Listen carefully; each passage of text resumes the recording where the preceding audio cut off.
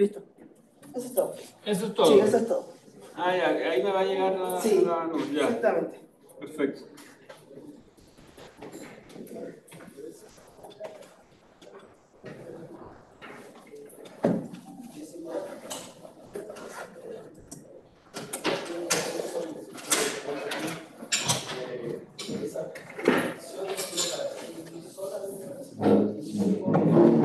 Como faltan todavía, voy a aprovechar de ir al baño y vuelvo. Todo lo que digan quedará grabado. La grabación no.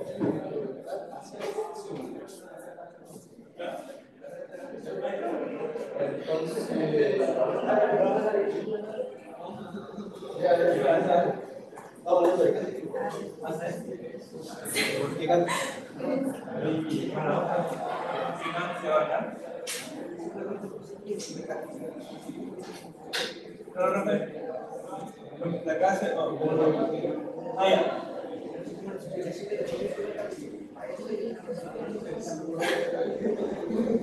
Claro. Claro, después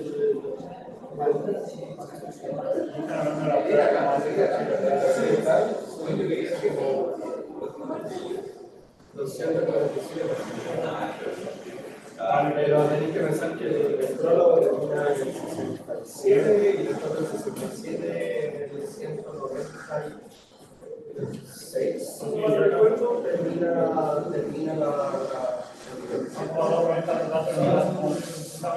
si no, el libro 260. Porque espera, la última parte que digo ahí, explicaciones de la.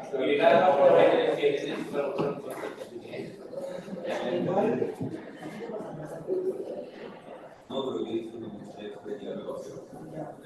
Si algo a mí me gusta, si algo me gusta. ¿Estás en el colegio? ¿Te pasaron en el colegio?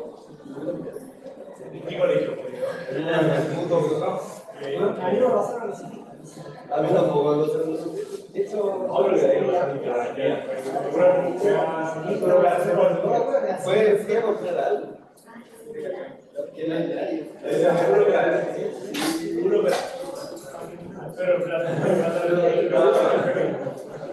¿Y aquí? ¿Por qué cada uno? La necesidad estética de la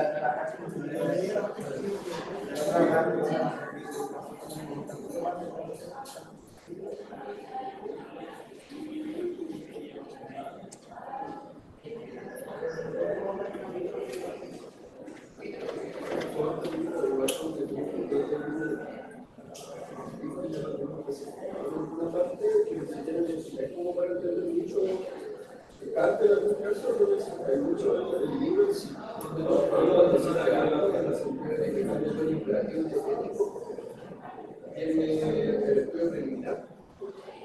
El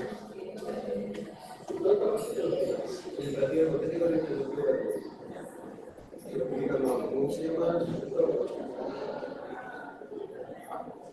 Roberto Rayo.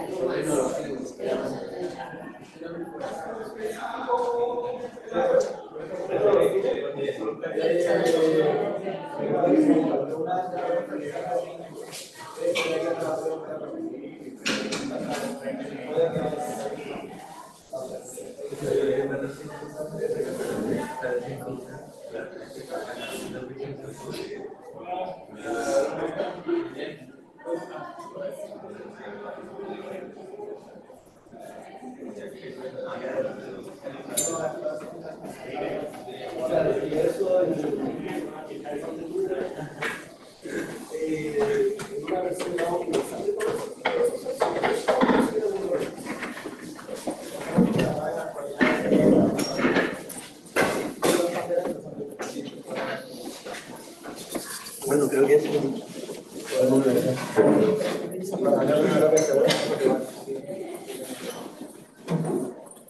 Ángel. Tengo mi mochila adentro. ¿Profesor? Hay dudas sobre el sofista. Sobre el sofista. Ah, bueno, eso es. Tengo dudas. Más de una duda. Eso es tradicional. Siempre ha habido dudas sobre el sofista. ¿Puedo preguntar algo rápido? ¿Cómo? Sobre el tema de la prueba. Sí. No hay fecha así como tal, ¿no? ¿Cómo? Sobre el tema de la prueba. Sí. ¿Tiene fecha? Sí. ¿Cuál? Habíamos quedado para el próximo miércoles. El próximo miércoles. Así que queríamos hablar con eso con usted. De que el profe de lógica había para el miércoles 2, ¿cierto? Sí. De que con el profe de lógica habíamos hablado y habíamos quedado como hacerlo para el miércoles 2, pero que el profe dijo como que la quería correr si es que teníamos otra prueba. El tema es que habíamos hablado y le dijimos como que no, que estaba bien. Entonces si es que podríamos hacer, no sé, esa prueba del 2 hacerla, no sé, el 3, el jueves, o la próxima semana si se puede. No sé si conviene porque ya... porque nosotros ya habíamos conversado eso y porque intenten decirle si la puede cambiar, porque como ahora ya estaríamos terminando con el sofista, yo creo que nos conviene hacerlo porque si no después se corre. Intenten decirle si la puede cambiar, si alcanza todavía a cambiarla. ¿Cuándo les dijo eso? El lunes. El lunes. Ah, ya, claro. Porque dile... cortarla de siempre, ¿no? ¿Ah? Sí. No. Pero... Dos pruebas en un día, no va a contar sofista y lógica tienen para ¿Cómo quedó la cosa al final, entonces? No, intenten decirle si todavía alcanza a cambiar la La de lógica. de lógica. Ay, está bien. No se puede hacer dos pruebas en un día. O sea, se puede, pero el profe de lógica no quería para no sobrecargarnos. Claro, es mejor evitarlo. Sí. Sí, intenten, yo creo que díganle que se habían equivocado, porque ya lo habíamos conversado, pero yo había olvidado mandarle el correo para anotarlo, entonces, pero que ya lo habían conversado. Ya. Bien. Entonces, que si se puede, pregúntenle si se puede. Yanil, martes, la hora de clase. ¿En qué página? El profe quería hacerlo el miércoles para hacer ambas secciones juntas. Ya. Oh, ok. Yo creo que esta parte mira, si están aquí, porque ya dicen la nota. Ya dicen en la nota a pie de página que es complicada esta. Ah, claro, esa es la página 250, claro, ahí no hemos llegado todavía. Ah, ya. Claro, yo creo que vamos a llegar hoy día. Ya, bueno. Sí, yo creo que llegamos un poquito antes.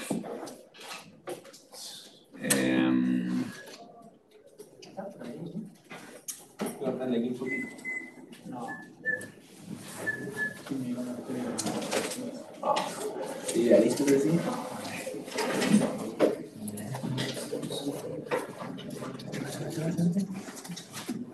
No, 256. Sí, pero hermano, no hay mejor entrada. Sí, yo igual pensé que estoy en ayer. No, no dices, Pero escribir la guía, la de los ítems numerados. Ya. Parece todo como lo que son haciendo, el tarea, la definición de la Ya. y la guía. Entonces, me ven esas dos cuestiones, el resto me dan YouTube. Me olvidé ayudar a ese profe, no sé cómo se hace. Y yo la verdad siempre lo dijo que no recomendaba que buscaran. ¿Dónde habíamos llegado? ¿Alguien se acuerda? ¿Cómo? Ah, ya, sí, pero ¿por qué tampoco? Me parecía haber visto más. El sí solo sí es diferente. ¿Por qué no se acercan un poquito más? Están muy lejos.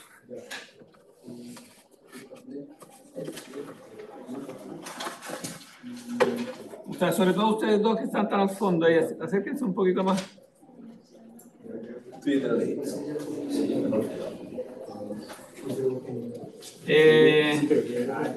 No voy a llamar a todos porque hay pocos. Partamos por ti. Pizarro.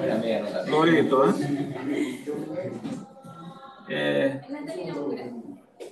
La muscura.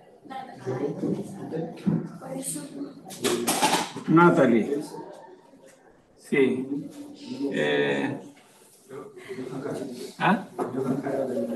Jara, ponte un poquito más cerca. Jara.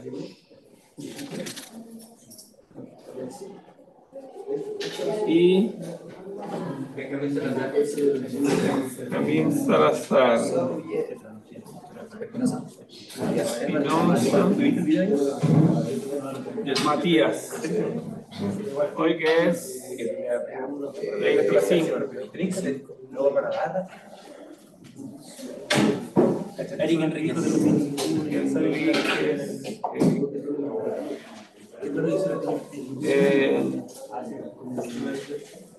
¿Tu nombre? Bastián. Bastián Martínez. Esteban aparece ahí, parece.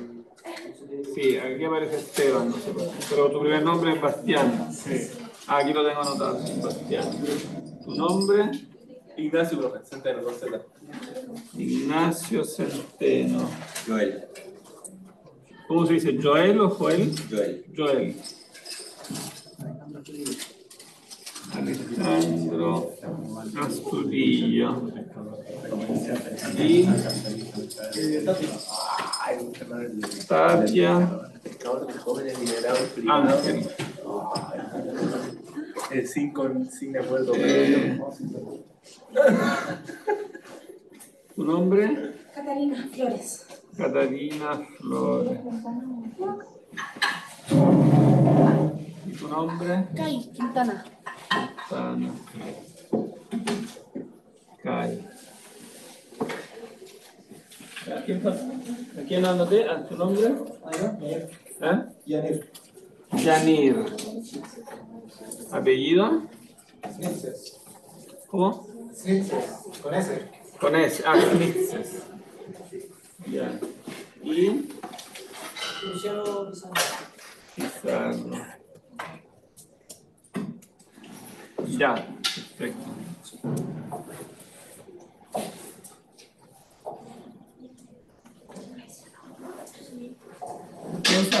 ¿Quién se acuerda dónde estábamos?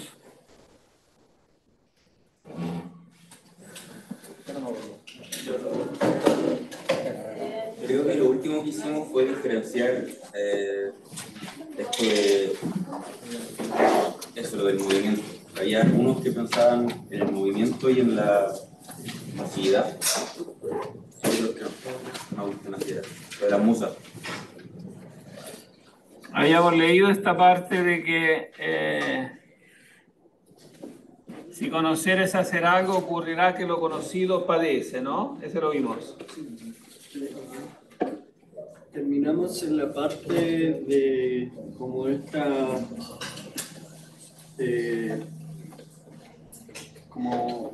parte en que Platón tiene como una media paradoja, en el sentido de que si el ser también es movible, entonces también es inamovible.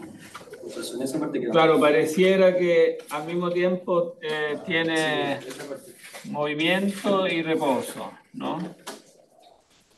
Claro, parte con este asunto de que lo conocido padece, ¿no? Que conocer y ser conocido son acciones o afecciones. Y claro, y aquí viene con una de las cosas más sorprendentes que aparecen aquí en el Sofista, es que dice que al ser conocida, ¿no? La esencia conocida se moverá o cambiará, kinein, ¿no? Que se mueve. Que como que parece contradecir todo lo que dice sobre las ideas generalmente, que precisamente no se mueven, ¿no? Las ideas tienen como un dinamismo. Pero en el fondo yo creo, mi interpretación, ya lo dije, pero como esto es un punto importante, mi interpretación de esto es que no hay que tomar demasiado al pie de la letra que las ideas se mueven. El punto, en cambio, positivo que aquí quiere resaltar es que las ideas son algo activo, que tienen una actividad, ¿no? O sea, el hecho que existen es que tienen una dynamis. Todo lo que existe se define porque tiene una dynamis, una potencia, una actividad, ¿no? Y entonces, claro, más que se muevan, es un dinamismo que después se dirá que es un dinamismo inteligible en el fondo, ¿no? Porque después reafirma que para poder para que haya intelecto, para que haya algo inteligido, tiene que estar quieto, tiene que ser inmutable. O sea, que la inmutabilidad tiene que ser una característica de las ideas, ¿no? Pero al mismo tiempo tiene que tener, claro, aquí parece identificar cambio, vida, alma, ¿no? Pero en realidad lo que cuenta es que las ideas sean algo vivo y con alma. Aparentemente en nuestra experiencia el cambio va asociado con lo que vive, pero en el fondo no es eso el punto fuerte. El punto fuerte es que las ideas, que son como entidades inteligibles, pensadas, implican la conciencia, el sujeto vivo, el alma que las piensa, ¿no? Entonces es una afirmación importante, digamos, para el progreso de la teología platónica, que está en el fondo de la realidad, topantelos on, como lo llama acá. Si las ideas son el ser, entonces del ser tiene que ser parte también un sujeto. Claro, el alma que piensa estas ideas, la conciencia, podríamos decir. No pueden ir las ideas solas, no pueden ser algo muerto, algo que no vive ni piensa, que es carente de intelecto, que es quieto y estático, o sea que es sin vida en el fondo, ¿no? ¿Cómo era lo que dijo? Si las ideas son parte del ser. Voy a hacer algo que estoy muy corriente.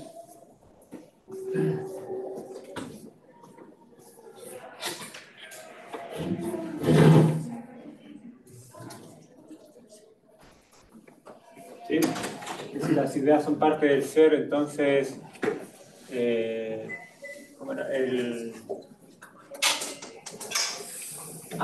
Había dicho algo recién, que si las ideas son parte del ser, el sujeto también era parte del ser, ¿o? Claro, como son las ideas, sí, no solo son parte del ser, sino que Platón dice que son el ser. No, las ideas por excelencia son los seres. Pero podría parecer que entonces, como las ideas son algo como uno se la puede imaginar así como estatuas en el cielo, ¿no? Como que están ahí como inmóviles, sin vida. O sea, puede haber una identificación entre ser inmóvil, porque para que las ideas sean ideas, se necesita que estén quietas en el fondo, que sean inmutables. Pero esta inmutabilidad puede ser interpretada erróneamente como algo que no tiene vida en el fondo. Y entonces aquí está corrigiendo esa como posible interpretación, está diciendo las ideas en el fondo hay que pensarlas como parte de un alma, de una conciencia, tiene que haber alguien. O sea, en el fondo está diciendo tiene que haber alguien, tiene que ser un alguien con vida, ¿no? Que las piensa. Poniendo en ese caso, entonces el sujeto en algún caso sería el que mueve este tipo de ideas. Al ser la idea inamovibles, en un caso, por lo que veo yo en algún momento, es que el sujeto piensa en esta idea, pero también puede pensar en distintas ideas. Entonces, el movimiento que hace la idea no es mínimamente la idea en sí, sino el sujeto que piensa en eso. Claro, pero lo importante en el fondo que quiero recalcar es que las ideas tienen que ser parte de alguien con vida. En el fondo, que tiene que tener alma, vida, ¿no? Claro, aquí le agrega el movimiento, y eso puede confundir, porque puede pensarse que entonces las ideas como que violan una de sus características básicas. Entonces, mi interpretación de la ortodoxia, digamos, de Platón en este sentido es que ese elemento de la inmutabilidad tiene que volver a flote y ser reafirmado. O sea, las ideas son eternas, son inmutables.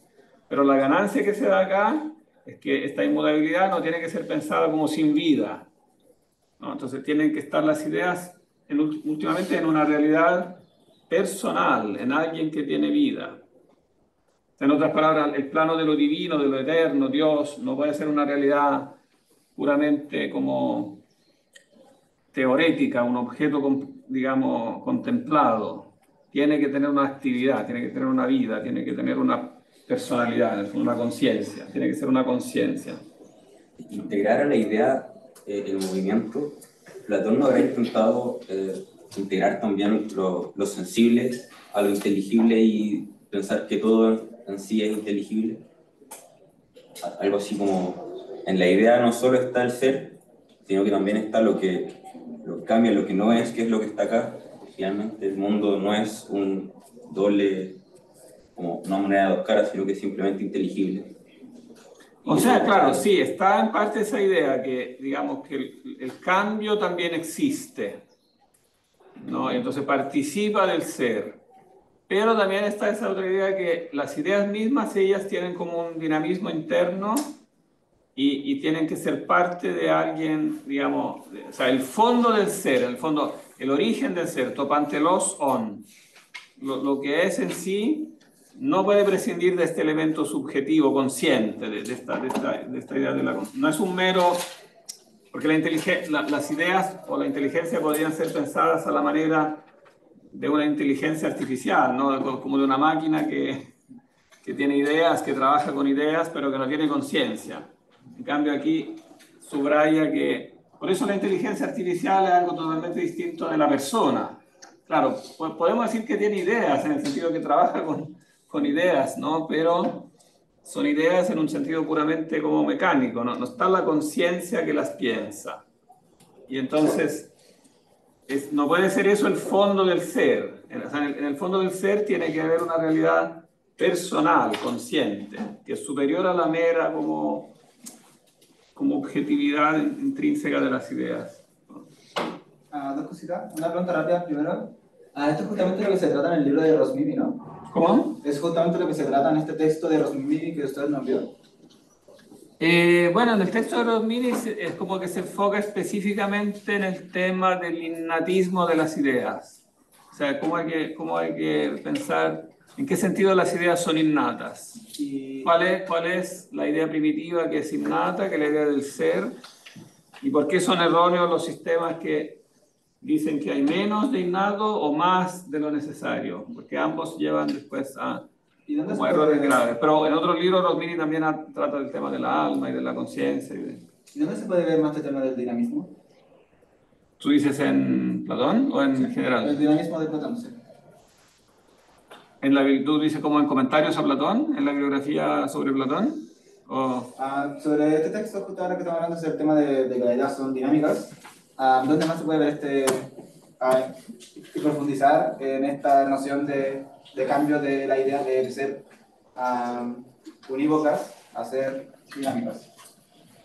Bueno, de todos los comentarios al sofista, digamos, yo subí ahora uno, pero tengo más. Voy a subir un par de cosas más de comentarios, porque todos los comentarios del sofista, digamos... Y bueno, y evidentemente es interesante también los comentarios de los filósofos modernos que a veces, claro, se enganchan de eso en el fondo para una idea que finalmente yo creo que termina siendo, distorsionando en realidad la filosofía platónica, que en el fondo, pero parte de ahí, como es en gran parte la filosofía idealista. Hegel tiene un comentario al sofista en alguna parte, no me acuerdo en qué parte está. ¿Quién? Hegel. Porque claro, evidentemente que a esto le interesó mucho Hegel, porque en el fondo en su filosofía se produce una especie de mezcla, ¿no?, entre la idea y lo real, y entonces eso le fascinaba a Hegel, esta idea que aparece acá, que las ideas cambian. O sea, eso que yo estoy diciendo precisamente que es como el error que había que sacar para Hegel era el punto... Entonces, claro, todo depende del... yo creo que se puede refutar eso que dice Hegel, ¿no?, en base a lo que dice Platón. Entonces aquí se introduce un punto, evidentemente, de contradicción, ¿no? Y lo otro que le quería decir, sobre lo que decía el compañero ayer, eso no se trataba también más en profundidad con el tema del ¿cómo era? ¿Del qué decirlo? Con el demiurgo. Claro, esto que dice aquí del alma, que el ser, topantelos on, que no sé cómo lo queremos traducir, el ser total, el conjunto del ser, que evidentemente aquí está, que topantelos on tiene alma, tiene mucho que ver con la doctrina del demiurgo. O sea que finalmente no es casualidad que al final del sofista aparece plenamente este tema del demiurgo y del arte divino, ¿no? O sea que las cosas no tienen una causalidad meramente como mecánica, sino que es una causalidad que en último término se refiere a una persona. El demiurgo es una persona, o sea, Platón recupera en el fondo, es interesante porque Platón parte en su filosofía, en su teología, criticando la teología tradicional antropomorfa, que decía los dioses son como Zeus, que son iguales a los hombres y tienen todos los defectos de los hombres, y tenemos que construir una teología racional, donde Dios sea, en cambio, eterno, absoluto, sea el bien en sí, ¿no? Pero con la figura del demiurgo rescata el elemento positivo de lo que era la teología, digamos, tradicional, ¿no? La religión tradicional que imagina a Dios como una persona. Porque en el fondo eso de imaginar a Dios como una persona, si bien puede llevar al error de pensar que entonces tiene los mismos defectos que nosotros, pero también tiene el punto positivo que tiene el punto positivo de nosotros, que es tener una conciencia, que es un ser personal. Entonces, pensar que el ser, el fondo del ser, el origen del ser, es menos que nosotros, en el sentido que no es personal, evidentemente que es un contrasentido. Si nosotros venimos de ahí y entonces somos parte de ese ser, entonces el origen del ser tiene que tener personalidad. Si no, ¿cómo podríamos nosotros ser personas? No. Entonces, esa es la parte positiva de la proyección que nosotros hacemos cuando conceptualizamos a Dios. Evidentemente lo tenemos que conceptualizar en base a lo más perfecto que conocemos. Y dentro de lo más perfecto que conocemos estamos nosotros mismos, nuestra capacidad de tener conciencia y voluntad, ¿no? Entonces, hay un punto positivo del antropomorfismo, de que el hombre se imagine a Dios. No es un mero defecto, como también algunos modernos lo han presentado, como que simplemente Dios es una mera imaginación porque nosotros lo imaginamos a imagen de nosotros. Pero no es solo eso, es que tiene una solidez imaginarlo a imagen de nosotros, porque nosotros somos lo más perfecto que conocemos. Entonces, si Dios es el ser perfecto, si Él es el origen de la realidad, es como lógico que tiene que tener las perfecciones que tenemos nosotros y más, pero no menos. Entonces tiene que tener, en el fondo, esa base del ser que es la conciencia del ser, que no basta el ser como algo inerte, como algo objetivo, sino que el ser tiene un sentido si de fondo tiene un sujeto, tiene una persona, que Dios en último término es una persona, ¿no? Bueno, después los cristianos agregarán que son 3 personas, pero eso ya es un tema que veremos más adelante, ¿no? Pero el elemento personal ya aquí claramente se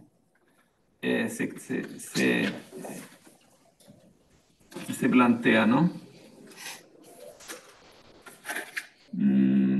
Bien, no me puedo acordar hasta dónde exactamente habíamos llegado, pero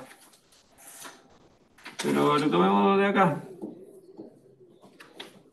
De que ocurre en efecto teeteto. ¿Quién va a ser teeteto?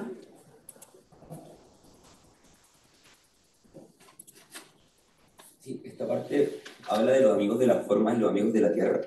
No, esa parte ya la pasamos. ¿Ya la pasamos? Sí. Claro, porque todo había partido con este examen ontológico de cuáles eran los principios últimos de la realidad, si había un uno, una pluralidad, etcétera, ¿no? ¿Quién va a ser el extranjero?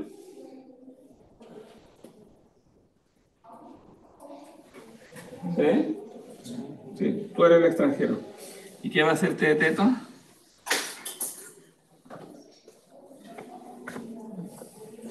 Ya soy el extranjero. Ya. Ocurre en efecto, Teteto, que si las cosas están en reposo, no hay ningún tipo de pensamiento respecto a nada en absoluto. Estoy de acuerdo. Pero si, por otra parte, aceptamos que todo se traslada y cambia, eso mismo, según este argumento, será suprimido del ser. ¿Cómo? ¿Tú crees que sin la quietud podría producirse algo que fuese inalterable, siempre del mismo modo y respecto de lo mismo? En modo alguno.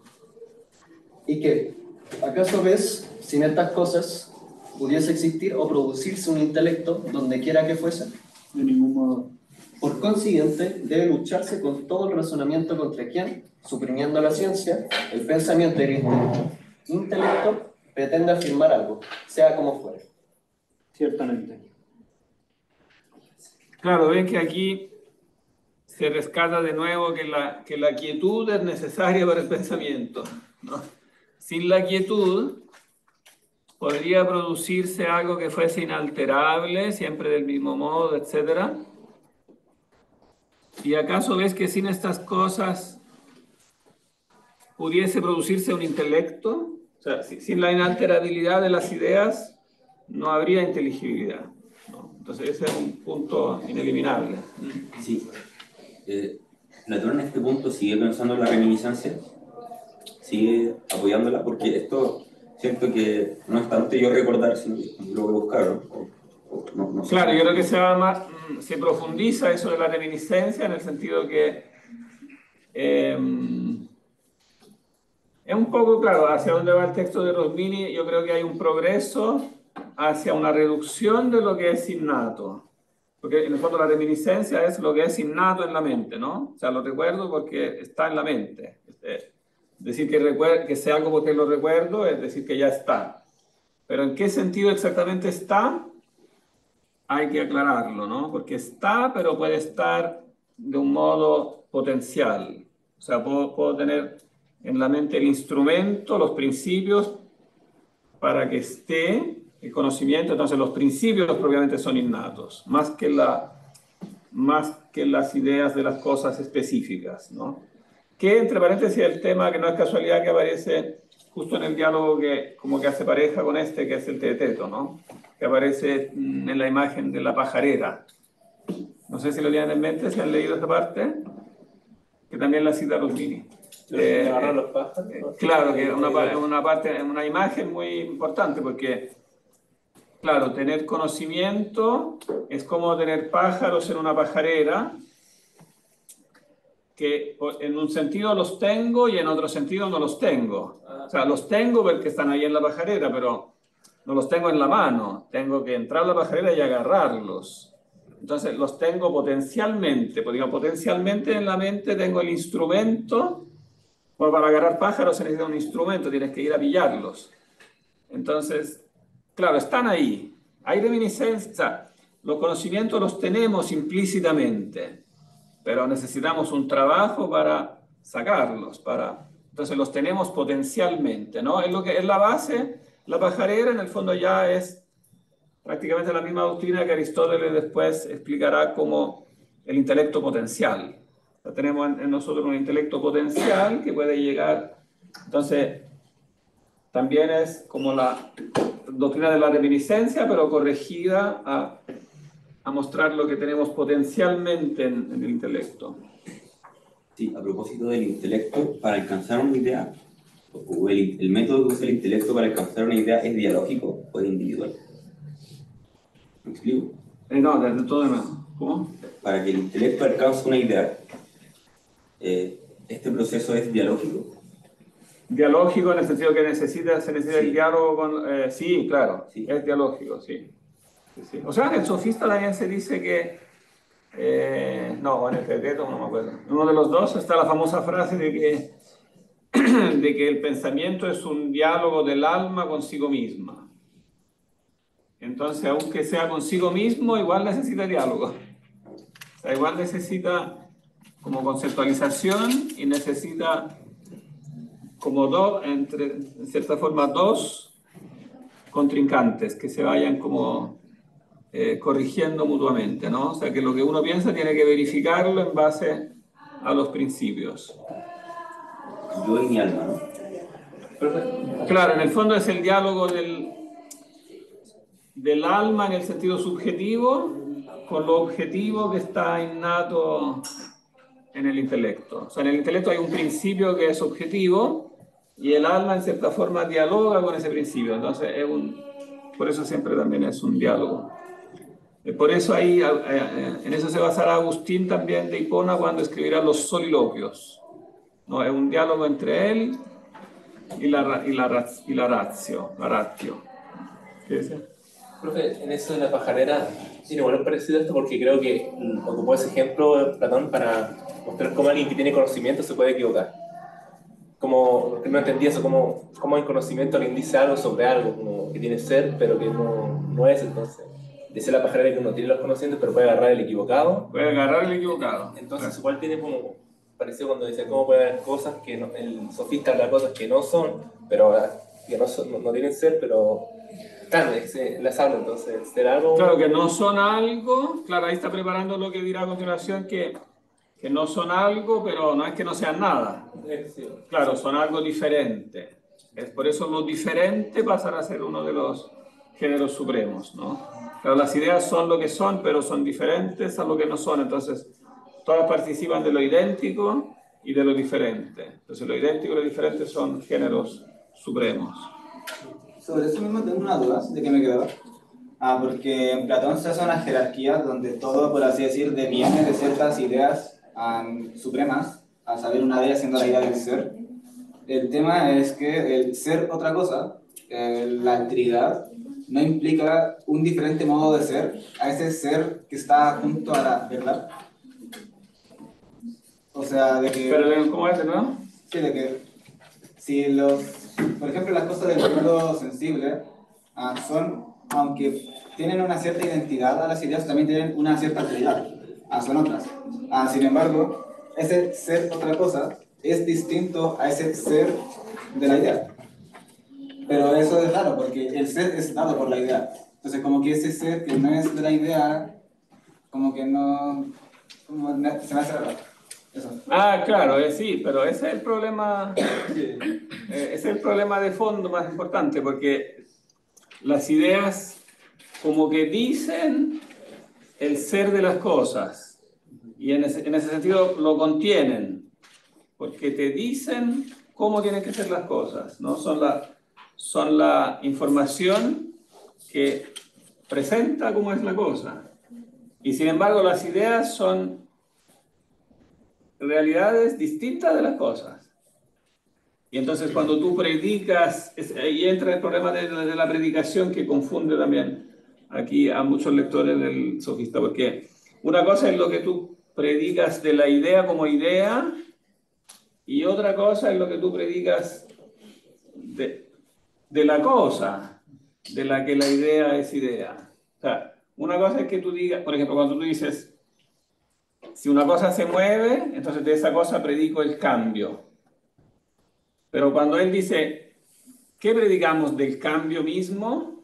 Entonces lo que tú predicas del cambio como idea, no es lo mismo que tú predicas del cambio como cosa que cambia. Entonces hay un nivel diferente de predicación, y entonces crea una serie de antinomias que parecen poner, claro, en crisis la doctrina de las ideas, pero en realidad son un desarrollo. Sí, ¿de qué se lo hablaban en Parménides, no? Con el tema de lo grande. Claro. Y que una misma cosa puede ser grande, claro, con respecto a otra que es pequeña. Entonces de una misma cosa se predica lo grande y lo pequeño. Claro, de una misma cosa tú puedes predicar que Joel es grande con respecto a alguien más chico, pero es chico con respecto a alguien más grande. Entonces de los mismos sujetos se predican, claro, pero de lo grande en sí no puedes predicar que es pequeño. De lo pequeño en sí no puedes predicar que es grande. Entonces, claro, hay una diferencia.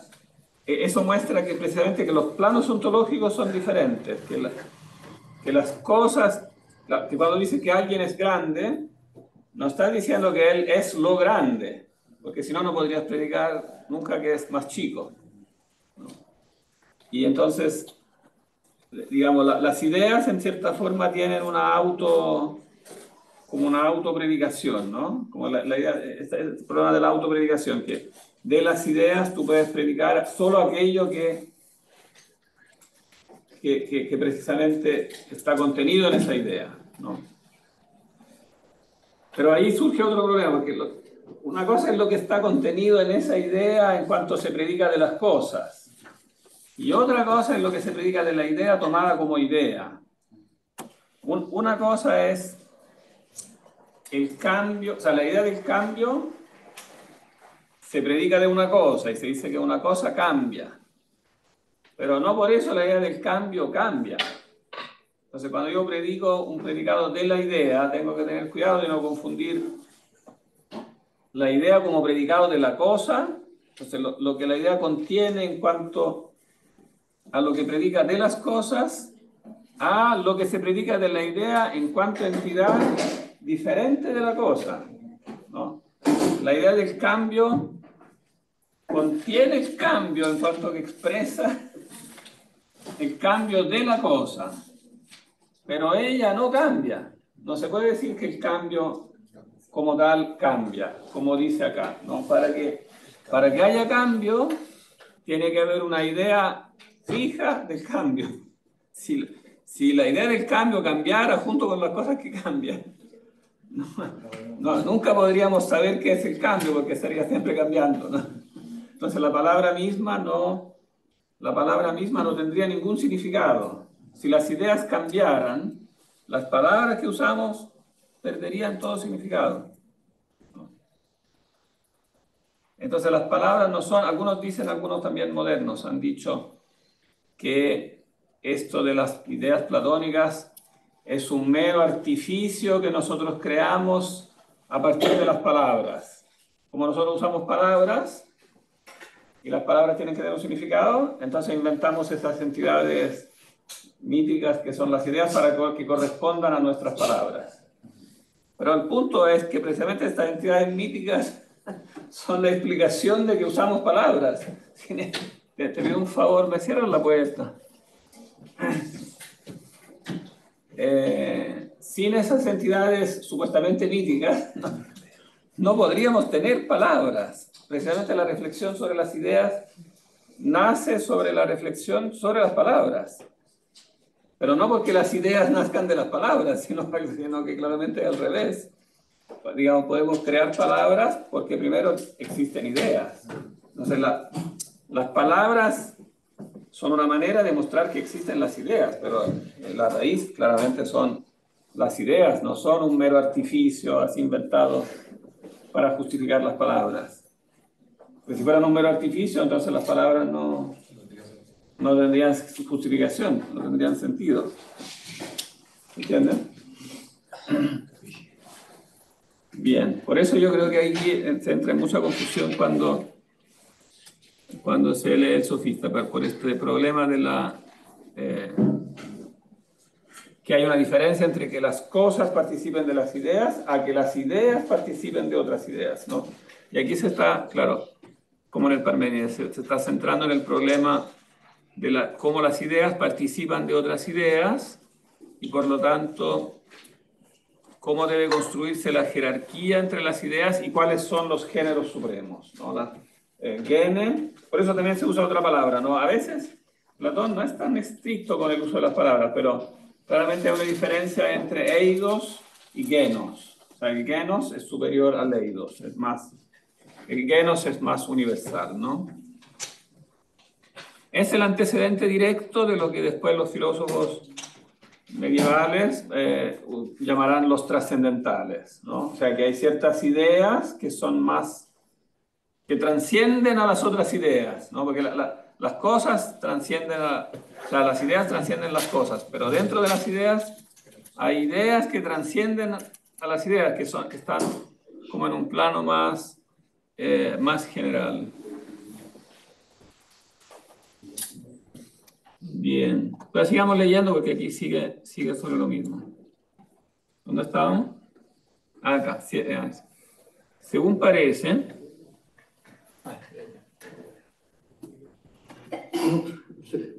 Profe, antes de seguir, tengo otra pregunta en el sentido de que esta alegoría que hace en el Teteto, sería Sócrates en algún caso hace la alegoría, ¿cierto? Sí. Ya, en algún caso Sócrates haciendo esta alegoría no remitiría a una explicación del movimiento de esta idea, en el sentido de que nosotros, pensándolo así, siendo como el ser que toma esta idea, somos la capacidad de mover estas ideas para nosotros tomarlas a nuestro favor.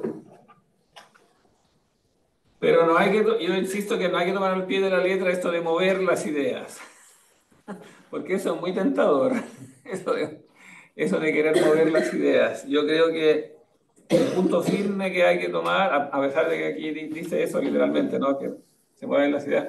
Un punto firme de las ideas es que precisamente ellas son inmutables, ¿no? Si no fueran inmutables, no se explicaría. Es que es una condición básica de la inteligibilidad. Si no fueran inmutables, no podríamos pensar. Es la base de la existencia misma del pensamiento, ¿no? Ahora tú las puedes conectar, ¿no? Hay un movimiento en el sentido subjetivo que tú subjetivamente las vas descubriendo en el fondo la conexión, la symploqué. Entonces, que las ideas tienen una conexión recíproca y que tienen una vitalidad, pero esta vitalidad no hay que tomarla como vida biológica, empírica, digamos, es una vida, pero de otro orden. De hecho, después Platón le pondrá apellido, dirá, es una vida inteligible. No es vida, pero no es biológica, no es la vida empírica. De hecho, ahí distingue bios de zoe, pues para tener una distinción terminológica. Una cosa es el bios como vida empírica y otra cosa es la vida inteligible, que es una vida, en el fondo, superior al mundo empírico, que no se mueve empíricamente, ¿no? Claro, en ese sentido, evidentemente, esta vida inteligible es trascendente con respecto a la oposición quietud y reposo. Cuando digo que una cosa empírica está en reposo, evidentemente que ese reposo no es lo mismo que la inmutabilidad de las ideas, porque el nivel es distinto, ¿no? Yo digo que es inmutable como característica negativa y después tengo que agregar la característica positiva que vive, ¿no? Pero no es la misma oposición que se da, digamos, entre quietud y reposo en el mundo empírico. Eso es lo importante que hay que entender, que de ambos se predica el ser.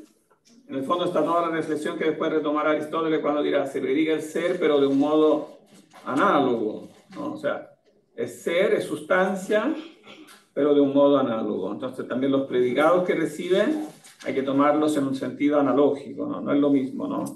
Decir que una cosa física está fija en reposo, o decir que una idea es inmutable. El grado de inmutabilidad es trascendente, es totalmente diferente. Bien, sigamos leyendo porque igual sigue sobre lo mismo.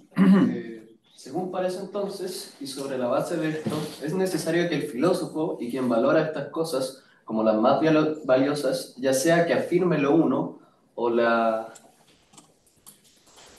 multiplicidad de las formas, no admita que el todo está en reposo y que no escucha en absoluto a quienes hacen cambiar a lo que es en todos los sentidos, sino que ¿Cómo?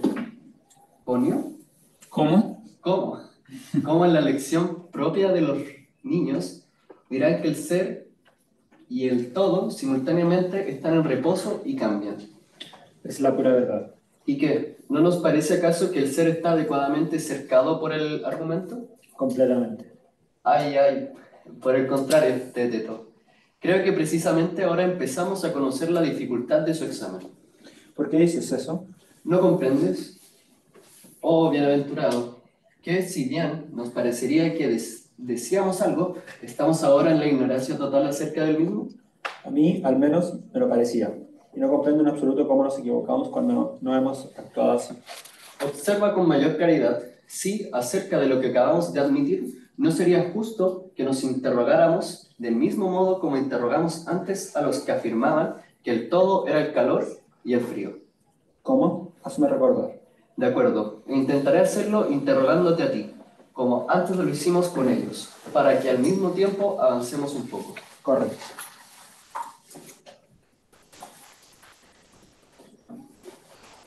Sea, ¿afirmas acaso que el cambio y el reposo son, uno respecto del otro, las cosas más opuestas que hay?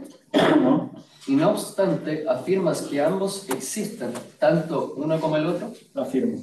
Cuando admites que existes, ¿afirmas acaso que hay ambos y cada uno cambian? De ningún modo. ¿Pretendes, en cambio, señalar que están en reposo al afirmar que ambos existen? ¿De qué modo podría hacerlo? ¿Colocas entonces al ser en el alma como en una tercera cosa, junto a las otras, de modo que, una vez abarcados por aquel tanto el cambio como el reposo, al considerarlos en conjunto y al examinarlos en relación a su comunicación con la esencia, afirmaras así que ambos existen? A decir verdad, cuando afirmamos que tanto el cambio como el reposo existen, parecemos conjeturar que el ser es una tercera cosa. El ser no es entonces simultáneamente el cambio y el reposo, sino algo diferente de ellos. Parece. Según su propia naturaleza, entonces, el ser no está ni en reposo ni cambia. Precisamente. ¿Hacia dónde debe entonces dirigir el pensamiento de quien desea establecer de por sí algo firme acerca de él? ¿Hacia dónde? Creo que ya no quedan lugares accesibles, pues si algo no cambia, ¿cómo no ha de estar en reposo? Y lo que no está para nada en reposo, ¿cómo a su vez no cambia? El ser, sin embargo, se nos acaba de mostrar poco a cómo ajeno de estas dos cosas es posible. Es completamente imposible. En este momento es oportuno recordar algo sobre este asunto. ¿Qué? Cuando nos preguntábamos que debía aplicarse el nombre de no ser, quedamos sumidos en la mayor de las dificultades, ¿recuerdas? ¿Cómo no? ¿Estamos ahora en una dificultad menor acerca del ser? Si es ilícito decirlo extranjero, me parece que esta es aún mayor. Deténgase aquí la discusión. Entonces, puesto que tanto el ser como el no ser comparten la misma dificultad, nos queda la esperanza de que cuando uno de ellos se muestre, ya sea oscura, ya sea claramente, también el otro se mostrará. Y si no podemos ver a ninguno, seremos al menos capaces de hacer que el razonamiento se abra camino con mayor facilidad en medio de ambos. Bien. Digamos de qué manera enunciamos una cosa que es la misma, en cada caso mediante varios nombres. ¿Cómo qué? Da un ejemplo. Hablamos del hombre y le aplicamos muchos otros nombres. Le atribuimos colores, formas, tamaños, defectos y virtudes. En todos estos casos, y en muchos más, no solo decimos que es hombre, sino también que es bueno e infinitas cosas diferentes. Y del mismo modo procedemos con todas las demás cosas. Sostenemos que cada una es una y al mismo tiempo decimos que es el múltiple al mencionarla con muchos nombres. Esa es la verdad. Con lo cual, yo creo, preparamos un festín para los jóvenes y para los ancianos que se instruyeron tardíamente, pues cualquiera comprende directa y rápidamente que es imposible que lo múltiple sea uno, y que lo uno sea múltiple. Y, con seguridad, ellos se alegran que no se permita afirmar que el hombre es bueno, pues lo bueno es bueno y el hombre, hombre. Según creo, Teteto, has tenido a menudo la ocasión de encontrar a gente que se preocupa por estas cosas. Son algunas veces personas de edad avanzada que se extasían ante esto debido a la pobreza de sus recursos intelectuales y que creen haber descubierto algo enormemente sabio. Completamente. Claro, aquí está el problema de la predicación, de las ideas con respecto a las cosas. De una misma cosa se predican diferentes ideas, ¿no? Y entonces, en cierto sentido, cada una es una, pero también es múltiple porque, digamos, cada una tiene diferentes, como múltiples predicados, ¿no? Y entonces algunos, vamos a dejar de lado quién serían estos algunos, pero digamos, algunos dicen que eso no se puede hacer porque no se debe permitir afirmar que el hombre es bueno, pues lo bueno es bueno y el hombre, hombre. Claro, como si la predicación... aquí se ve la confusión entre el plano de la predicación entre cosas e ideas o entre ideas e ideas. Claramente de la idea de hombre solo puede decirse que contiene la noción de hombre, claro. Pero del hombre como tal, concreto, hay que predicar todos los predicados que se incluyen, ¿no? en esa noción. Y entonces están equivocados, en el fondo, los que, en el fondo, afirman la autopredicación de todas las ideas, que solamente las ideas pudieran autopredicarse. Como esto no es así, entonces hay que admitir, en el fondo, la doctrina de la participación, que cada uno es hombre porque participa de la idea de hombre y puede participar de muchos otros atributos porque no se identifica directamente con ninguno de ellos, ¿no? Puedo decir que el hombre es bueno, pero el hombre no es el bien, Entonces puedo predicar también, puedo decir que otro hombre también es malo, o que un hombre es en parte bueno y en parte malo, pero no podría decir que un hombre es en parte hombre y en parte no hombre, no podría decir que el bien es en parte bien y en parte mal, ¿no? Entonces, es la demostración, en el fondo, una demostración de la doctrina de la participación, que lo que predicamos de nosotros no se identifica con nosotros y entonces tiene que venir de otra dimensión, de otra parte. Entonces, en algún caso, nosotros a la idea en sí misma le damos, por así decirlo, atributos perceptibles. ¿Cómo perceptibles? ¿En qué sentido? En el sentido de que el hombre es bueno porque nosotros percibimos que es bueno, pero eso no le quita la noción de ser hombre. Claro, no le quita la noción de ser hombre, pero hace que nos identifique digamos, el sujeto con la noción. Que las nociones pueden ser múltiples y se predican de un cierto sujeto sin que ese sujeto se identifique con esas nociones, ¿no? Claro, por eso se puede decir que es más grande que uno y más chico que otro, es más bueno que uno y menos bueno que otro, porque los predicados que predicamos de las cosas no los predicamos con una predicación de identidad, sino que de participación, ¿no? Y la doctrina de la participación en ese sentido es como metafísicamente necesaria para explicar la multiplicidad, que los seres existen participando del uno, pero a la vez participando de lo múltiple, ¿no? Y entonces existen en planos diferentes, digamos, el uno y lo múltiple, pero uno necesita de lo otro. Lo múltiple, entonces, es que dentro de algo hay muchas ideas, o participan muchas ideas. Claro, participa de muchas ideas. Ya. Entonces, la participación no es una identificación. Cuando digo Juanito es grande, no quiero decir que Juanito es la grandeza. Cuando digo que es negro, no digo que es la negrura, ¿no? Entonces, hay una participación que indica, parece al comienzo un problema solamente lógico, ¿no? Pero el problema es metafísico, indica que hay dos planos de realidad. Tiene que haber otro plano de realidad de donde el sujeto pueda sacar estos predicados que lo identifican, pero no se identifican con él, ¿no? O sea, la suma de esos predicados identifica a esa persona, pero esa persona no se identifica con esos predicados. Entonces, de ahí que hay este doble plano del ser y el plano empírico, entonces como imitación de otro plano donde tienen que estar los modelos, por decirlo así, de lo que se predica de los seres, ¿no?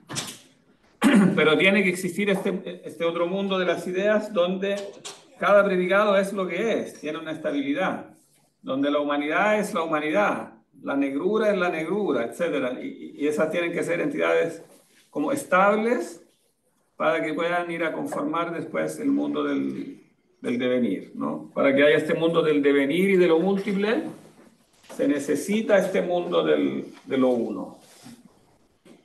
De lo uno y de lo estable. ¿Por qué se me está yendo la voz? Ahí lo tengo.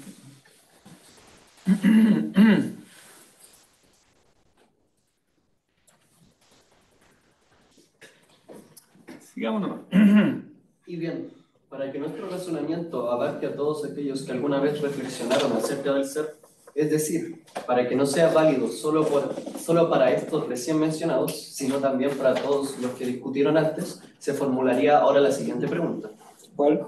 ¿Dejaremos acaso de poner en relación al ser con el cambio y el reposo y toda cosa con toda otra cosa, como si existiesen sin mezcla y fuese imposible un intercambio mutuo, y las consideraremos así en nuestros razonamientos?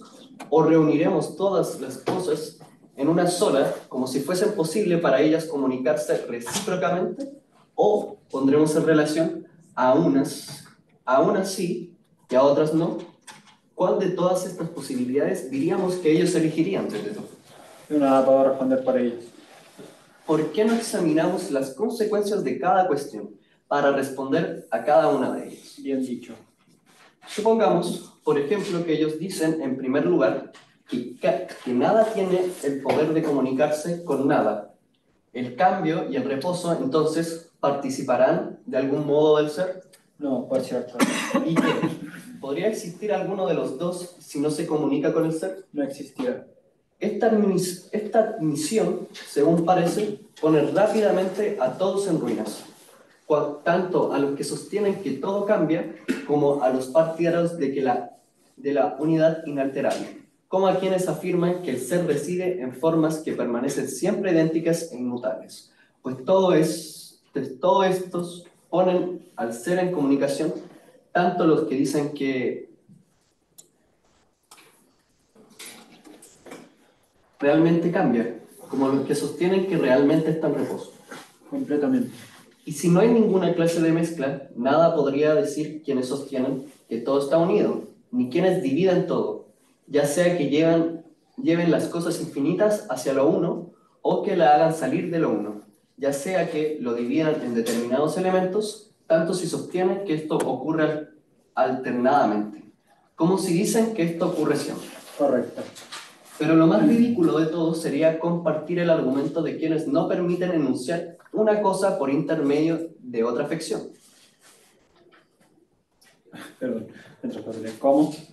Respecto de todo, se ven obligados a valerse de ser, de separado, de lo otro, de en sí, y de muchas otras expresiones que son incapaces de evitar y de combinar en sus discursos, de modo que no necesitan ser refutados. Ellos, como suele decirse, llevan consigo a su enemigo y a su contrincante, y, como el insólito Euricles, llevan en ellos mismos siempre, cuando caminan, una voz interior. Ciertamente, has enunciado una imagen verdadera. Pero ¿qué ocurriría si permitimos que todo tenga el poder de intercomunicarse? Hasta yo soy capaz de resolver eso. ¿Cómo? El cambio mismo estaría completamente en reposo, y el reposo mismo, a su vez, cambiaría, si pudieran agregarse el uno al otro recíprocamente. Pero no es total y absolutamente imposible que el cambio esté en reposo y que el reposo cambie. ¿Cómo no? Solo queda entonces la tercera posibilidad. Sí. Pues es necesario una de estas cosas: que todo pueda mezclarse, que nada pueda, o que algunas cosas puedan y otras no. ¿Y cómo no? Y se descubrió que las dos primeras posibilidades eran imposibles. Sí. Entonces, todo el que desee responder correctamente sostendrá la restante de las tres. Exactamente. Entonces, espera, quizá aquí podríamos resumir un poco. Porque aquí está hablando de cómo las ideas entonces intercomunican y pone tres posibilidades: que todas comuniquen con todas, o sea, que todas se puedan predicar recíprocamente, ¿no? Y eso será un caos entonces, porque se debería decir que el cambio está en reposo, el reposo en cambio, etc. O sea, que todas las ideas sean como predicables las unas de las otras, ¿no?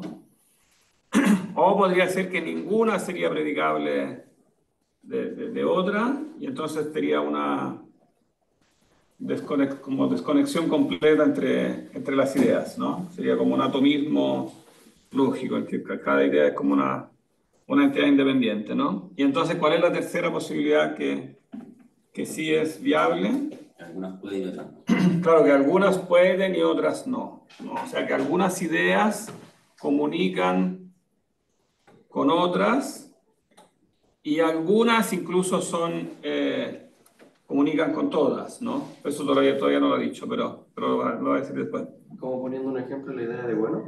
¿La idea de? La idea de bueno. Claro, la idea de bueno, la idea de ser, ¿no? Claro, el cambio y el reposo participan ambos del ser, ¿no? Pero eso no significa porque eso podría llevar a pensar que si el cambio y el reposo ambos participan del ser, entonces el ser está al mismo tiempo en cambio y en reposo, ¿no? Como decía antes, eso puede llevar a contradicción, ¿no? Entonces es válida la participación en un sentido, pero no en el otro. O sea, el cambio y el reposo participan del ser, pero no es que el ser en sí mismo admita predicados opuestos, porque si no, el ser mismo sería en sí mismo contradictorio. Entonces, cuando se dice que ambos participan del ser, se está diciendo, claro, es como cuando se dice que que un hombre participa de lo, claro, puede decirse que un hombre participa de lo bueno y de lo malo, pero no se contradice porque, digamos, no participa de lo bueno y de lo malo bajo el mismo respecto, ¿no? Entonces, cuando se dice también que el cambio y el reposo participan del ser, no se quiere decir que se identifiquen con el ser. Entonces, no significa que el ser él en sí mismo tenga que participar de dos opuestos, ¿no? ¿Se entiende? No. Quizás se entiende mejor dicho de otra forma. Esa es una demostración de que aunque no lo diga explícitamente, pero implícitamente, eso es una demostración de que las ideas no son sustancias, ¿no? O sea, cuando se dice que el cambio y el reposo participan del ser, no hay una identificación, no es como cuando el cambio es ser, el reposo es ser, entonces ambos se identifican con una misma cosa, porque entonces si A es idéntico a B y B es idéntico a C, entonces A tendría que ser idéntico a C. Si la participación fuera una identificación, ¿no? Entonces eso violaría el principio de contradicción. Entonces el movimiento y el reposo no es que estén contenidos en el ser, sino que participan de la idea de ser. No es que Claro, están contenidos en el ser, pero idealmente, claro, ese es el punto, ¿no? No realmente, las ideas no son como las cosas, ¿no? O sea, las ideas pueden contener como parejas de opuestos, porque las ideas, además de ser, las ideas son un plano superior al mundo empírico, pero además las ideas mismas, ellas pertenecen a planos jerárquicamente diferentes, ¿no? Y entonces la idea de ser puede contener cambio y reposo, pero porque ella está en un plano superior, las contiene idealmente, ¿no? Pero no realmente. No sé si sea una comparación, pero como con la taxonomía, por ejemplo, de que las ideas que están más arriba comunican a las que están más abajo, pero no al revés. No al revés. Sobre eso tengo una pequeña duda. Eso tiene que ver mucho, por ejemplo, para lo que dice Platón de géneros y especies. Bueno, claro. Tiene mucho que ver con taxonomía también.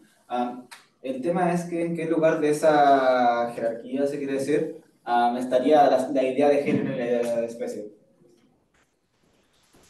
Lo que pasa es que terminológicamente en Platón eso no está tan claro, porque él usa la palabra eidos y genos de una manera un tanto flexible. Por ejemplo, aquí te dice que megista gene, máximos géneros, serían el ser, la quietud, el movimiento, lo idéntico y lo diverso, como si fueran todos gene. Pero es claro que eso no es tan así, porque el ser, como acaba aquí de mostrar, el ser está en un nivel superior, ¿no? Por eso después Aristóteles y después los medievales dirán que el ser no es un género, sino que es un trascendental. Y ahí inventarán esta palabra de los medievales como de trascendental para indicar estas ideas supremas, que realmente son supremas porque porque realmente contienen todas las demás sin ellas, digamos, dividirse, ¿no? O sea, contienen parejas como de opuestos, pero que son opuestos en un nivel inferior de la jerarquía. Entonces, claro, aquí la terminología, digamos, algunos dicen que aquí Platón plantea los trascendentales, pero yo diría que va camino a, pero que todavía falta, ¿no? O sea, es un esfuerzo para llegar a la doctrina de los trascendentales.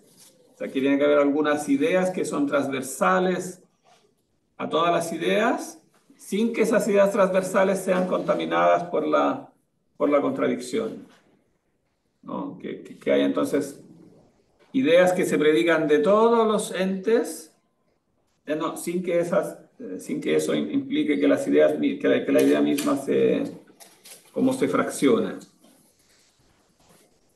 ¿Entienden? Entonces es un camino o sea, hay ciertas ideas más universales que otras, pero los trascendentales son aún superiores, ¿no? Y a eso claramente pertenece el ser. Bien. Todavía tenemos un poquito.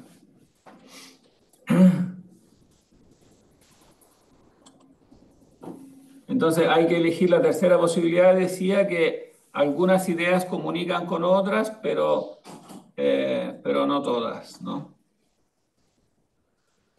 Sigámonos. Como algunas cosas consienten en hacerlo y otras no, ocurriría aquí lo mismo que en las otras letras, pues también algunas de estas armonizan con otras, mientras que otras son discordantes. Ahí está. ¿Cómo no? Las vocales, a diferencia de las demás, son un lazo que se extiende a través de todas, de modo tal que si alguna de ellas es imposible que las otras se combinen entre sí. Efectivamente. ¿Y saben todos cuáles son capaces de comunicar con las demás? ¿O quien quiera proceder con eficiencia? ¿Necesitaría una técnica? Necesitará una técnica. ¿Cuándo? La gramática. ¿Y qué? ¿No ocurre lo mismo en el caso de los sonidos, con los agudos y con los graves? Es músico quien posee la técnica que le permite conocer cuáles se combinan y cuáles no. Y no es músico quien las desconoce. Así es. Y encontraremos algo similar en el caso de las demás técnicas, así como en la ausencia de técnicas. ¿Cómo no? ¿Y qué? Puesto que hemos admitido que también los géneros mantienen entre sí una mezcla similar, ¿no sería necesario que se abriera paso a través de los argumentos mediante una cierta ciencia quien quiera mostrar correctamente qué géneros concuerdan con otros y cuáles no se aceptasen entre sí? Si existen algunos que se extiendan a través de todos, de modo que hagan posible la mezcla, y si, por el contrario, en lo que concierne a las divisiones, hay otros que son la causa de la división de los conjuntos. ¿Cómo no hará falta una ciencia y por qué no la mayor de ellas? Claro, que entonces aquí está diciendo algo importante, ¿no? Hay una ciencia que muestra qué géneros concuerdan con otros. Claro, la palabra género un poco engaña, porque nosotros la palabra género tradicionalmente la usamos para indicar clasificaciones de cosas superior a las especies, ¿no? O sea, hay especies y géneros. Pero aquí no se refiere exactamente a eso, sino que a algo más abstracto, es más parecido a lo que hoy en día llamamos categorías. Que es la palabra aristotélica, ¿no? Las categorías de Aristóteles. O sea, hay como categorías que son superiores a los géneros entendidos como entidades más abstractas que las especies. Y entonces, de estas categorías, algunas se mezclan, pero hay algunas que se extienden a través de todos. Claro, esta es, podríamos decir, el acta de nacimiento, podríamos decir, de nacimiento de la doctrina de los trascendentales. O sea, hay algunas categorías que son tan universales que se extienden a través de todas y por lo tanto permiten la unidad. En el fondo, es como que testifican la unidad del todo, ¿no? Mientras que hay algunas que son la causa de la división de los conjuntos. O sea, hay otras categorías que permiten que haya, en cambio, división, multiplicidad, que haya no ser, ¿no? Entonces, esta es la mayor de las ciencias, ¿no? Ahora falta una ciencia, y ¿por qué no? La mayor de ellas, ¿no? Porque es una ciencia que en el fondo me da como la estructura última del ser, como la herramienta para entender la estructura más primaria del ser, ¿no?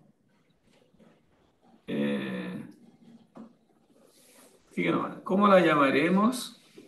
¿Y cómo la llamaremos ahora, Teteto? ¿O acaso, sin darnos cuenta, hemos caído por Zeus en la ciencia de los hombres libres y, buscando el sofista, corremos el riesgo de haber encontrado primero al filósofo? ¿Qué dices?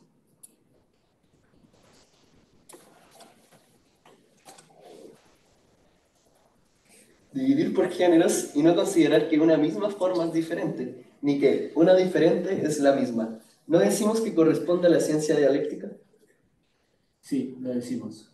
Quien es capaz de hacer esto, distinguir a una sola forma que se extiende por completo a través de muchas que están, cada una de ellas, separadas, y B,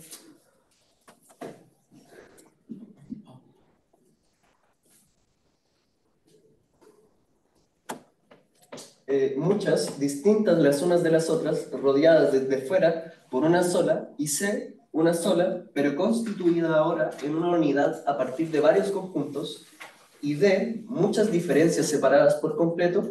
¿Quién es capaz de esto? Repito, sabe distinguir respecto a los géneros. ¿Cómo algunos son capaces de comunicarnos con otros? ¿Y cómo no? Completamente. Quizás podríamos recapitular esto. Entonces son 4 posibilidades. En la primera habría una sola forma, diríamos un solo trascendental, ¿no? Que se extiende por completo a través de muchas. Y estas otras muchas están todas separadas, ¿no? O sea, como que hubiera una idea máxima que las contuviera todas, pero ellas serían cada una de ellas separadas.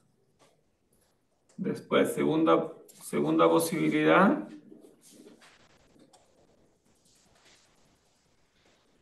que haya muchas distintas las unas de las otras, rodeadas desde fuera por una sola. Bueno, ¿qué significa esto? No es muy claro. Porque esto de la imagen del rodeadas, no, es difícil decir qué significa exactamente. Claro, a mí me parece casi igual a la primera. O sea, que hay una sola, que es transversal a todas, y todas son como distintas las unas de las otras, pero una las contiene todas. No, yo no logro ver diferencia entre las. A lo mejor podría ser que Platón se está refiriendo a que hay unas ideas más acercadas a una idea en sí misma y otras más alejadas. Pero aquí está diciendo que las muchas ideas son como todas distintas, o sea, como que son todas separadas, da la impresión. Cada una de ellas separadas. Claro, aquí dice separadas y aquí dice distintas, pero yo no logro ver la diferencia. Como distintas las unas de las otras, como sin comunicación. Y rodeadas desde fuera por una sola. ¿Qué quiere decir exactamente que esté desde fuera? No es fácil decirlo. Después, tercera posibilidad, una sola, pero constituida en una unidad a partir de varios conjuntos. Bueno, aquí sí se ve una diferencia, porque claro, aquí sí habría una jerarquía, ¿no? O sea, habría ideas, pero no separadas, sino formando varios conjuntos. Y después, estos varios conjuntos formarían como esta unidad superior, ¿no? Y después, la cuarta posibilidad, muchas diferenciadas, separadas por completo. Claro, o sea que no hubiera una única idea, sino simplemente muchas diferenciadas, sin una que sea transversal. Aquí hay una larga nota que pueden leer con calma en la casa para mañana, pero leamos un pedacito más ahora en los últimos 5 minutos. Pero, según creo, no considerás la técnica de la dialéctica, sino a quien filosofa pura y justamente. ¿Cómo podría alguien conceder la otra? Es en este lugar donde, tanto ahora como más adelante, encontraremos al filósofo. Cuando lo busquemos, aunque sea difícil percibirlo claramente, pero la dificultad propia del sofista es de un tipo diferente a la de este. ¿Cómo? Aquel, escabulléndose en la tiniebla del no ser, actúa en combinación con ella, y es difícil distinguirlo a causa de la oscuridad del lugar. ¿No es así? Así parece. El filósofo, por su parte, relacionándose siempre con la forma del ser mediante los razonamientos, tampoco es fácil de perseguir, a causa, esta vez, de la luminosidad de la región. Los ojos del alma de la mayor parte de la gente, en efecto, son incapaces de esforzarse para mirar a lo divino. Es probable que así sea, como en el otro caso. Y bien, ya nos ocuparemos de él con mayor claridad, si aún lo deseamos. Respecto al sofista, en cambio, es evidente que no debe ser abandonado hasta que no se le haya examinado suficientemente. Dices bien. Puesto que se ha admitido que algunos géneros aceptan comunicarse recíprocamente y otros no, que algunos lo hacen con unos pocos y otros con muchos, y que a otros que están a lo largo de todos, nada les impide entrar en contacto con todos, sigamos adelante con el razonamiento, después de esto, para examinar de este modo, no todas las formas, para no marearnos en medio de la multitud, sino eligiendo algunas de las consideradas mayores para ver, primero, cuál es cada una, y luego, cuál es el poder de comunicación recíproca, con el objeto de que, si no podemos captar con plena claridad el ser y el no ser, no estemos privados de dar razón de ellos, en la medida en que lo admita el tipo de investigación actual.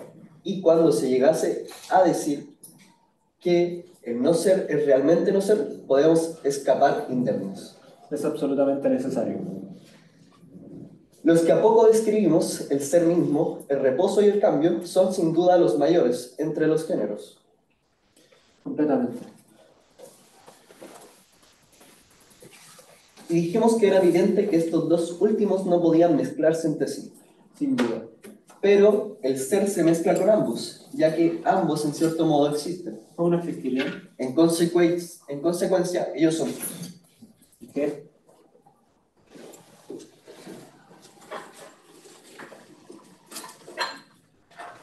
Entonces cada uno de ellos es diferente de los otros dos, pero es igual a sí mismo. Así es. ¿Qué queremos decir realmente con mismos y con diferente?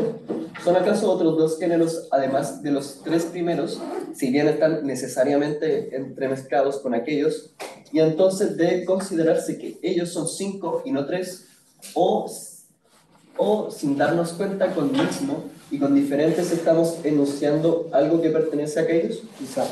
Pero el cambio y el reposo no son ni lo diferente ni lo mismo. ¿Cómo? Sea lo que fuere, lo que atribuyamos en común al cambio y al reposo, esto no puede ser ninguno de aquellos dos. ¿Qué? El cambio estaría en reposo y el reposo cambiaría. Cualquiera de ellos que llega a ser el otro obliga a su vez a este a cambiar su propia naturaleza por la de lo contrario, pues parecería del contrario. Participaría. Sin duda. Pero ambos participan, sin duda, de lo mismo y de lo diferente. Sí. No digamos, no obstante, que el cambio es lo mismo y lo diferente, y tampoco que lo es el reposo. No. En cambio, ¿debemos acaso pensar que el ser y lo mismo son una sola cosa? Quizá. No obstante, si ello significaría que el ser y lo mismo no difieren en nada, cuando al hablar del cambio y el reposo digamos que ambos existen, sostendremos entonces que ellos, en tanto existentes, son lo mismo. Pero esto es imposible, sin lugar a dudas. Es imposible entonces que lo mismo y el ser sean una sola cosa. Efectivamente. ¿Y las tres formas debemos agregar entonces lo mismo como una cuarta? Completamente. ¿Y qué? ¿Acaso no debe decirse que lo diferente es la quinta? ¿O es preciso considerar a este y al ser como dos nombres aplicados a un mismo género? Quizá.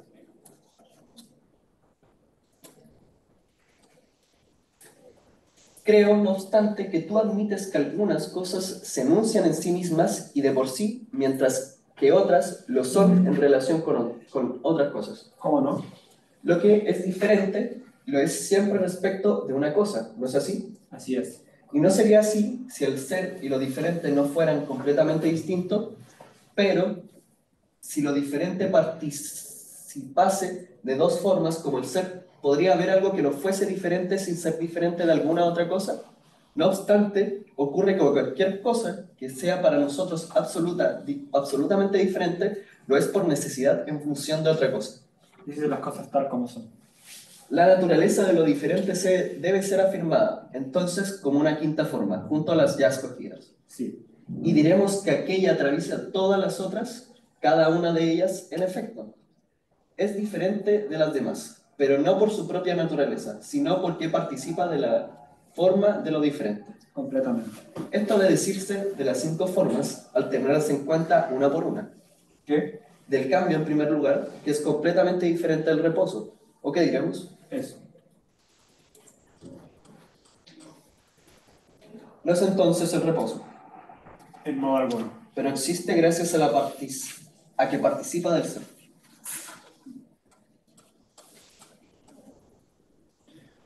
Existe. Y el cambio, a su vez, es diferente de lo mismo. Está claro. No es entonces lo mismo. No, sin duda. Pero sin embargo, él era lo mismo a causa de participar de él. Sí. Hay que admitir entonces, y sin enojarse, que el cambio es lo mismo y no lo mismo. Cuando decimos que él es lo mismo y no lo mismo, no hablamos en el mismo sentido, sino que afirmamos que es lo mismo cuando nos referimos a su participación con lo mismo en sí.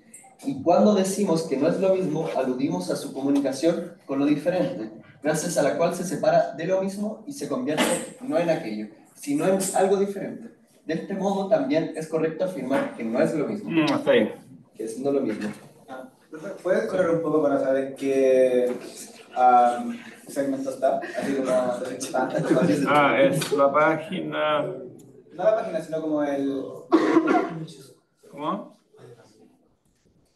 No, pero no la página, sino... ¿No quieres saber la página? No, cuando dice, por ejemplo, 251A, 251A. Eso es la página. Eso es 251 es la página. Es 256 B. A, B. B. Claro, la página no del libro, sino la página de la edición estándar, la edición Princeps. Bueno, resumen rapidísimo, estamos fuera del tiempo, pero resumen en 30 segundos. ¿Quién hace? No estoy muy seguro de lo que acabo de escuchar.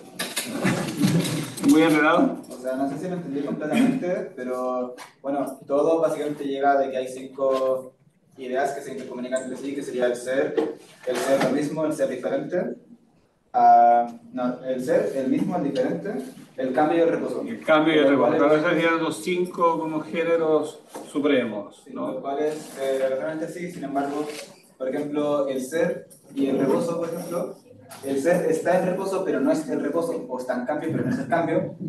Por ejemplo, así se hablan como con ese sentido de todas. Entonces, cuando uno predica, como ustedes dijeron antes, de que cuando algo está en cambio, no es el cambio, sino que está participando del cambio simplemente. Y bueno, ahí está más explicado ese último, así que no creo que sea necesario reverlo, pero eso. Ajá. Claro. No entendí mucho más que eso. Claro, para como después seguimos conversando mañana, pero lo particular de estos, llamémoslo así, trascendentales o proto-trascendentales que inventa Platón, dejen de conversar allá.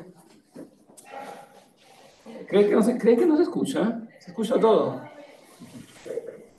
Molesta. Lo interesante de estos trascendentales es que será diferente a cómo, en cambio, serán los verdaderos trascendentales que se establecerán después, es que son parejas de opuestos, porque él intenta justificar, en el fondo, toda la realidad, ¿no? Y entonces construye los trascendentales en base a parejas que se predican, en el fondo, tanto de lo uno como de lo múltiple, tanto de lo que es inmutable como de lo que es mutable, porque así piensa que en el fondo puede de esta forma abarcar toda la realidad, ¿no?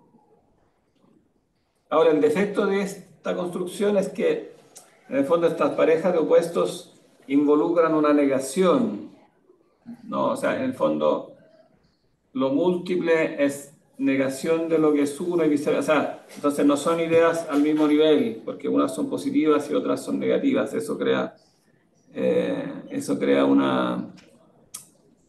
un problema en el sistema, que se volverá después un problema crónico en el platonismo, porque tiende a poner como en el fondo el no ser casi como otro principio, como en el mismo nivel que el ser, para poder justificar que el no ser de alguna manera es, entonces como que tiende a ponerlo como después va a decir, de hecho a continuación, que existe una forma del no ser, tal como existe una forma del ser. Y eso un poco engaña, porque claro, una es negación de la otra, entonces existe, sí, en cierto sentido existe la idea del no ser, ¿no? Tiene razón, es un gran descubrimiento, pero hay que decir que no es como una idea primaria, como la idea del ser, ¿no? Que es dependiente de la otra. Ahora sí nos están echando. Ya, mañana deberíamos terminar entonces con el sofista ya.